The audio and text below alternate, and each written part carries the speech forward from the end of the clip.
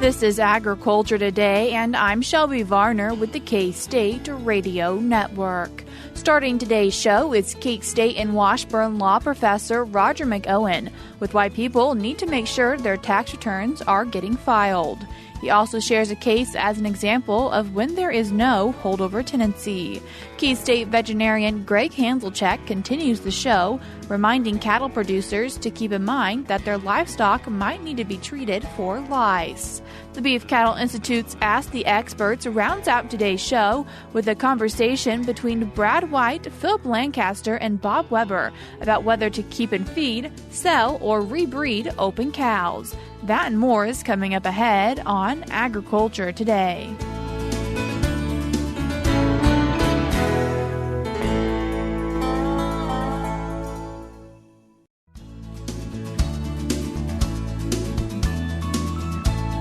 You're tuned in to Agriculture Today, and we start our Wednesday show with K-State and Washburn law professor Roger McEowen. Roger, thanks for joining us today. Good to be with you, Shelby. Roger, and to give us an agricultural law update once again this week, talking from one of your articles, this one being a point titled, "You're responsible for filing your own tax return." Yeah, Shelby, this one's not ag-specific, but it certainly applies to people in agriculture as well as everybody. Of course, we're going to be coming into tax filing season here pretty soon after the turn of the new year, and this is a case that is a case of first impression, meaning we haven't had another case like this, and now we know what the rule is on this. But let me take you back a little bit on this one. Back in 1985, the U.S. Supreme Court was asked to rule on the issue of whether you could delegate to somebody else the responsibility for filing your tax return. Who is responsible for filing your return? If you hire somebody to prepare your return and then it's not filed, is it their fault or is it your fault? And the Supreme Court put down pretty much a bright line rule, and they said it's your responsibility. You have to make sure that your return got filed. And that was, of course, in 1985. There wasn't anything such as electronic filing tax returns at that time. But now we've got a case involving that same issue with an e-filed tax return. Are there times with e-filing where that issue could have been avoided? Well, there is a way to make sure that you don't get into trouble on this, like this fellow did. What happened here was that his CPA that he hired to file his returns, and these are very complex returns with a lot of money that's involved, a lot of tax money, but his CPA failed to file his return for 3 consecutive years. And ultimately, once he finds out he's got a problem, the returns all get filed. But he's got tremendous late penalties, $70,000 in penalties that have accrued over that time period. And he's way beyond the statute of limitations for filing the return, so that's where the penalty comes into play. And the CPA tries to tell the IRS that his tax preparation software couldn't prepare his client's returns because they were too complex. Now, I don't, the court didn't buy that argument. I don't buy that argument either. Even if that were true, get a different tax software, get the returns filed. But he didn't tell the client that the returns had never been filed. And he also didn't update the IRS with the change in the taxpayer's mailing address. So IRS was sending delinquent notices to an old address. It was bouncing back to the IRS. They couldn't find the guy. And so after 3 years of this stuff, IRS finally shows up at his office one day and said, "Look, pal, you haven't filed returns for 3 years." And that's the first he knew about it. And so this mess blows up at that point in time. Again, this gets into court, and he sues for a refund of taxes. And so we're in court now, and he wants the refund of the $70,000 in tax penalties that he paid. So he paid the assessment by the IRS and sued for a refund. And so for that person, what were things that he maybe should have talked about with his CPA to avoid getting to this point? Well, you always want to make sure that your tax preparer is getting things done. And there is a document that you want to have in your hands, and it's very easy for the tax preparer to email that to you. And that's the acceptance notice from the software company that your returns have been successfully electronically filed. And that's really important because of what the court said in this case. They took that 1985 U.S. Supreme Court opinion which said you can't delegate the responsibility of filing your return to somebody else, and applied that with respect to e-filed returns. So you can't delegate that responsibility to somebody else either. It's your responsibility to make sure your tax returns have been properly filed. And there is that document when a tax return is electronically filed, and it's known as the acceptance notice from the software company. You want to make sure your tax preparer gets you a copy of that so that you know that return has been filed. And Roger, talking about having things written down, a case that we wanted to talk about also in one of your blog articles, talking about a written farm lease and the landowner selling it to someone else and not everyone being on the same page. Yeah, and that's an issue that comes up, Shelby, often when we have farmland that is leased and the ownership of it changes hands. Of course, the tenant has possession for the term of the lease, and if there's an unexpired lease, the buyer takes subject to that unexpired lease. We didn't have that situation in this case, although the existing tenant thought he could make that issue. What happened was that you had a tract of farmland that was leased under a written lease that was set to expire December 31 of 2018 by its terms in writing. This was not an oral situation, so we're not dealing with the March 1 date or giving notice 30 days prior to March 1. That's not an issue. This one terminated by its terms in writing as of the end of 2018. So the lease is over. The landowner who had leased that land, then since it's free and clear of the lease, or at least he's thinking it is, he sells the land to a third-party buyer. And this third-party buyer is out of state, and he buys the land, and he had the hay field fertilized, and then during the summer, he bought it in the spring of 19. During the summer, he hired another party, the defendant of the case, to cut and bale the hay, which was completed late one night. But early the next morning, the plaintiff, who was the old tenant, the prior tenant, came on the property and took some of the hay after it was harvested and baled. He just took it. And the new owner called law enforcement, and the plaintiff was informed, get out of here, don't come back. But he did. He came back to the property, took more hay. He gets sued criminally. He's charged with multiple offenses, and ultimately he's convicted but gets a diversion in lieu of prosecution for the charges. He would have been convicted, I should say. So he gets a diversion in lieu of prosecution. The new owner didn't want that to happen, but that's just the politics of the local enforcement agency there. And he was required to pay restitution and perform community service. Well, he claimed, this prior tenant claimed that he was entitled to the hay bales because he had a verbal lease and tried to tender a rent check after removing the bales. Well, no, he had a written lease, and you cannot be a holdover tenant after the terms of a written lease have caused that lease to expire. This is not the situation where you had a verbal lease and then you weren't told to leave, you just continued on. That's a holdover tenancy. This was a situation where you had a written lease, it expired, you're done. There was no other side agreement or anything, and you're not a holdover tenant in that situation. Roger, you mentioned the person trying to give a check for rent. However, that really not solving the issue. Yeah, he tried to do this after the lease had expired and after he had gotten in trouble with the law. He said, well, here's a check. Here's a rent check for this. And no, you don't have a lease. You're not entitled to the hay. And so that's not going to work in this situation. You can't correct this type of conduct after the fact. So once again, just a really good reminder to have things in writing? Well, have it in writing. They did do that, but you have to abide by the terms that are in writing. And that's also a key point. One more thing from one of your articles on your blog is how much gain on land can be excluded under home sale rule, and why might this be something important to agricultural producers? Well, when you sell your principal residence, your home that you live in and treat as your principal residence, you can exclude up to $500,000 of gain on a joint return. So you and your spouse can, if you sell your home, you can exclude up to $500,000 worth of taxable gain, and it's half that on a single return. But you have to, of course, meet the rules here. You have to own the home and treat it as your principal residence for at least 2 out of the last 5 years. The question that comes up in agriculture is how much land can I include with the sale of the home and have the gain excluded within that $500,000 limitation. So let's say I sell my home, I've got an acreage, I've got a farm, and maybe I'm selling the home for various reasons. I'm retiring, moving to town, whatever the case might be. And I've got $100,000 of gain in the home, but I've got $400,000 of that exclusion left to fill up. Well, can I take some of the surrounding land, sell that with the house, and maybe sell a house in 5 acres, a house in 2 acres, whatever the case might be, and also exclude the gain on the acreage under the home sale rule to fill up the balance of that $500,000 exclusion that I have. And that's a question I get all the time with respect to rural properties. And the answer is it depends. Clearly, the usage of land that's associated with the principal residence will count. So if I've got a garage, I've got some outbuildings, and those are used along with the principal residence, then the land associated with that will also count, or landscaped areas that maybe I've got a big yard, an acre or two that's a yard and it's all landscaped. It's part of the house.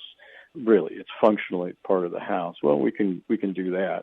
Sometimes zoning rules come into play. Sometimes we look at the area, the size of acreages in those areas, along with homes. How are they sold? So it's very fact dependent. But we want to try to fill up that $500,000 exclusion amount to the maximum extent we possibly can when we're talking about rural properties. And is there someone that people should consult with if they're trying to make sure they are following rules for this? Well, this is a good one for people to talk to their tax professional with, whether that's an accountant, a CPA, other tax professional, an attorney that practices tax. That's something they can get guidance on. So if you're selling land with the house, you might also be able to exclude some of that taxable gain under the home sale rule. And Roger, if people would like to read these articles or other articles you have done, where can they do that? Well, several ways. My website is Washburnlaw.edu/WALTR. They also will appear on the AgManager website. And a third avenue now is the RFD TV website. I have my blogs appear there also. Roger, I appreciate you taking the time to join us today and give us a law update. Thank you, Shelby. That was K-State and Washburn law professor Roger McEowen. I will link the resources that he mentioned in today's show notes on agtoday.net. We're cutting to a short break now, but we'll be back with more.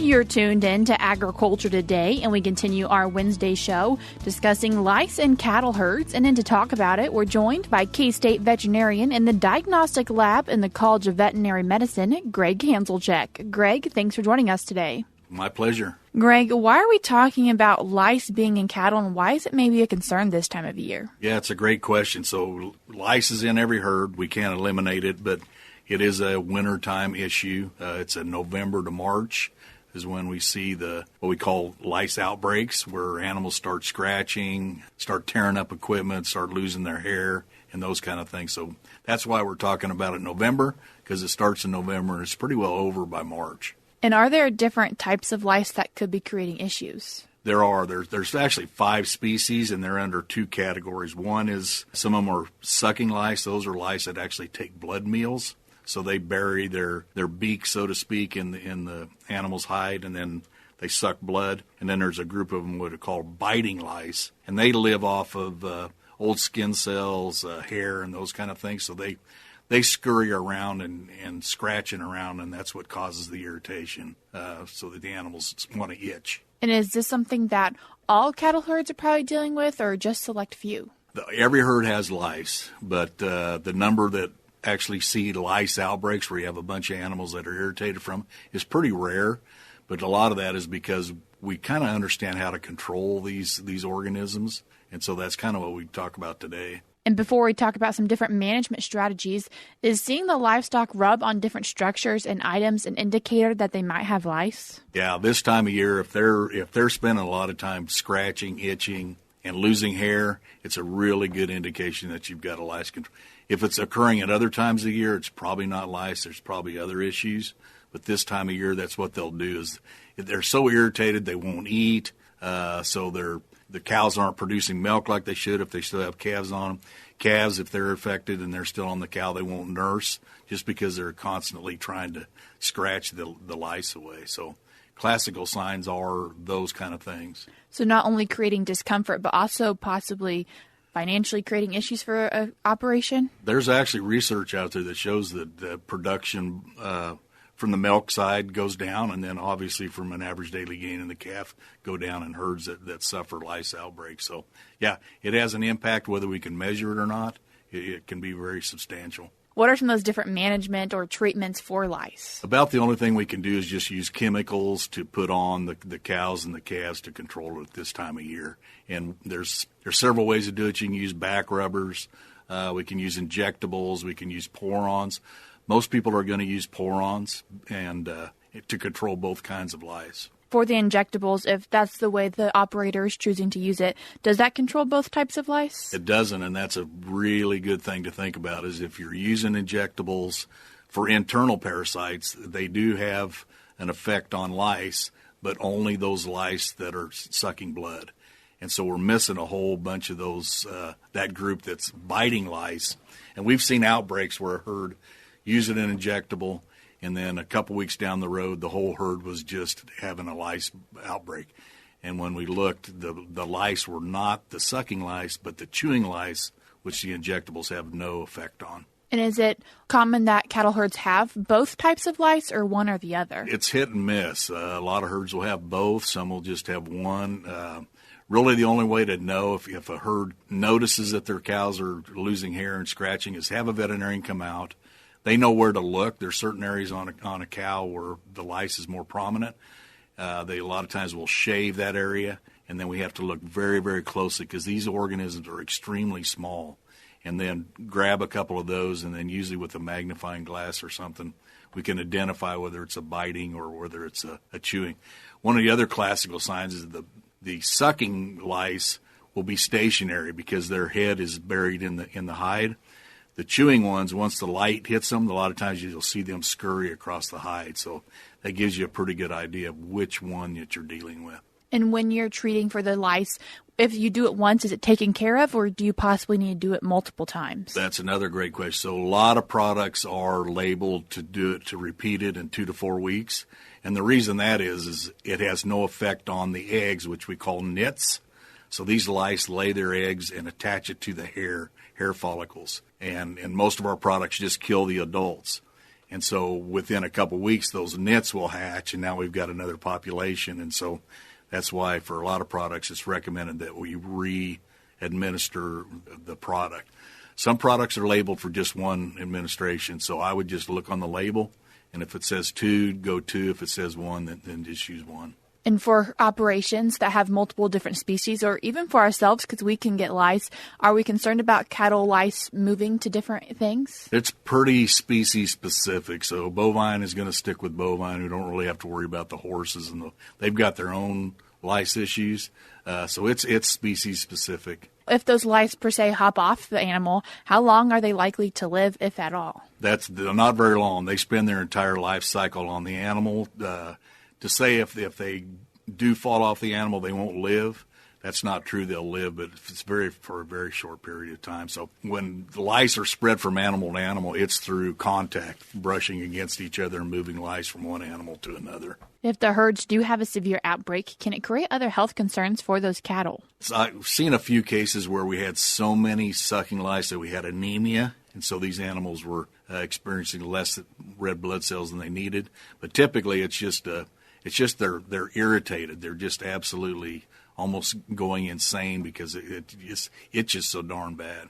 And a while back, we talked with AJ Tarpoff about being mindful of not just introducing new animals into a herd. And is lice something that we need to think about when doing that? Well, we probably should, but when we talk about quarantining and those kind of things, we're talking more about infectious diseases, or particularly our viruses. But it wouldn't be a bad idea if producers are bringing in animals from the outside. It's this time of year. Just go ahead and delouse them before you put them in with the regular herd. Gregg, as this time of year and animals are getting closer and rubbing more together, so possibly transferring lice to one another, what are a few thoughts you want to tell producers for keeping an eye on for this? Well, and that's another great point, is that lice do not like warm weather. That's why we don't see the breaks in the spring and summer and fall.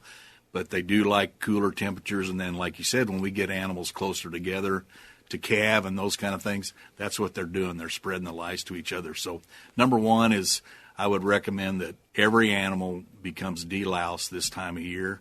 And it's really important if you're like me and you're running the chute and you let one out without it being administered, it's probably a good idea to get that animal back in and use a pour-on her, because those animals could be the carriers and they could be the ones that are going to start another lice outbreak. So, again, just every year, know you should do it somewhere in October, November, and everybody's going to be fine. Greg, I appreciate you taking the time to join us today and share with us some information about cattle and dealing with lice in the herds. My pleasure. Thank you.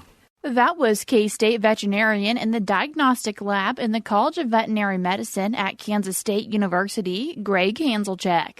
Before we cut to a short break, we're now going to be joined by K-State agricultural economist Robin Reed to share with us some information about a 3-part extension workshop that's coming up titled Tax Strategies for Midwestern Farm and Ranch Women.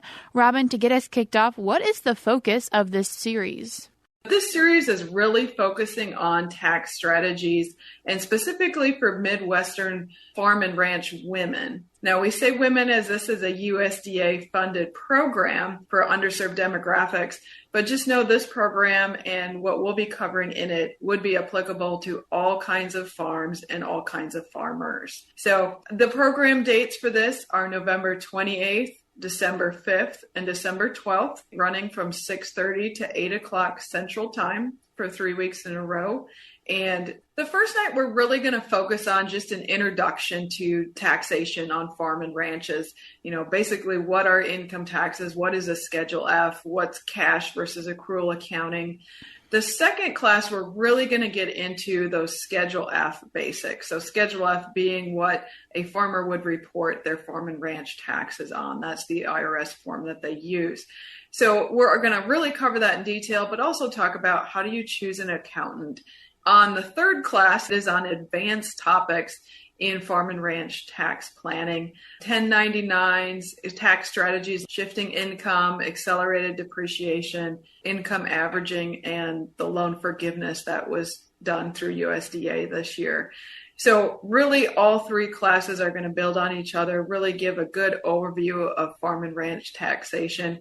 And the reason we're doing it this time of the year is so some of these tools are known before the end of the year and some of that advanced tax planning can be done. And Robin, what is registration for this event and where can people find out more information? So registration is $30, and that includes the entire series, so all 3 meetings included in that $30.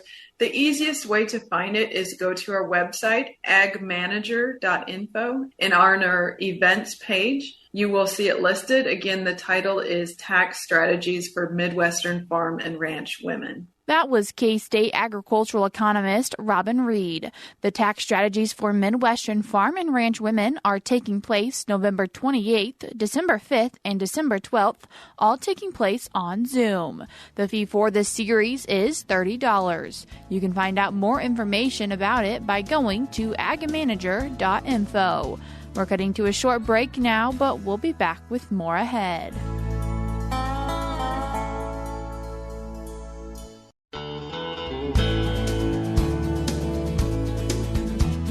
You're tuned back into Agriculture Today, and we conclude our Wednesday show with the Beef Cattle Institute's Ask the Experts. Hi, welcome to Beef Cattle Institute's Ask the Experts, where our experts answer your questions. I'm Brad White, joined today by 2 experts, Dr. Phillip Lancaster. Hello, guys. And Dr. Bob Weaber. Greetings. So we're happy to have you guys here because we've got a great listener question for you relative to culling cows. So at this time of year when we do pregnancy testing, sometimes we end up with open or non-pregnant cows. And the question was, should I sell them right away after preg check? Should I maybe keep them till spring and feed them? Or should I try to rebreed them? So you've actually got 3 options. There's only 2 of you, although, Bob, I expect you might have 2 different answers. I'm going to start with Phillip. I think it depends a little bit on your feed resources. You know, this particular year, a lot of places are in drought and feed is scarce. So, I mean, I'm probably going to sell them right at weaning and get rid of the mouths to feed. But, you know, in other situations or other parts of the country, if I've got plenty of grass and plenty of forage, I may keep her around, put some weight on her, especially if she's thin. Now, if she's already body condition score 5 to 6, not be very cost effective to put weight on her. But if she's thin, I can put weight on her cheaply and easily, and then I can get some more value out of her. Excellent. So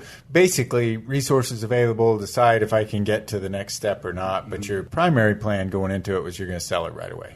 Yeah, particularly this year. 5 points for Phillip. Start out. Weber? Yeah, great question. I like to kind of classify them open cows that are old and young and thin and fat, and use that as a sort of assuming you have adequate feed resources.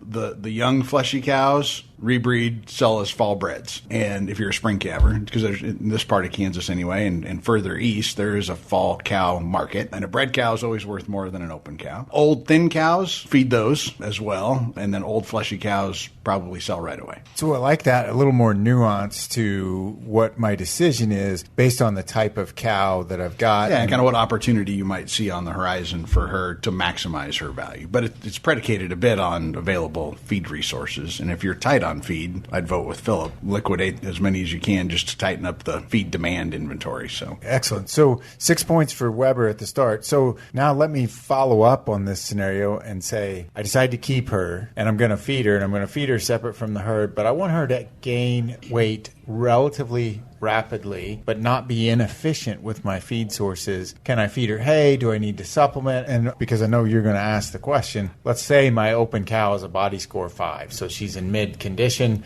but I still want to put some more weight on her before I sell her. Good quality hay and some supplement, probably 5-6 pounds of an energy supplement. You can get her to gain some weight. She's not a feedlot animal. You're not trying to get 3+ pounds a day out of her, but if you can get her to gain a pound a day, an open cow that doesn't have any energy demands should be able to do that fairly easily. So when you say energy supplement, are you saying corn, or are you saying something more than corn? I would probably do a mix of, but probably not very much corn, probably more highly digestible fiber sources like distillers grains, soybean hulls, wheat midds, those type of things, so that I'm not negatively hurting that forage digestibility, because that's primarily what her diet's going to be. But then I would make sure there's enough protein in there, vitamin minerals, and everything. So I'd look at doing a complete package there. So, but I'm probably going to have to hand feed her in addition to the hay. Yes. So, Bob, I'm going to ask you, same scenario, except I'm not going to ask you about the nutrition. I'm going to ask you about the markets and cull cow markets. Do those vary by time of year? Are they seasonal? Based on prices, when would be the best and worst time to sell a cull cow? Usually, historically,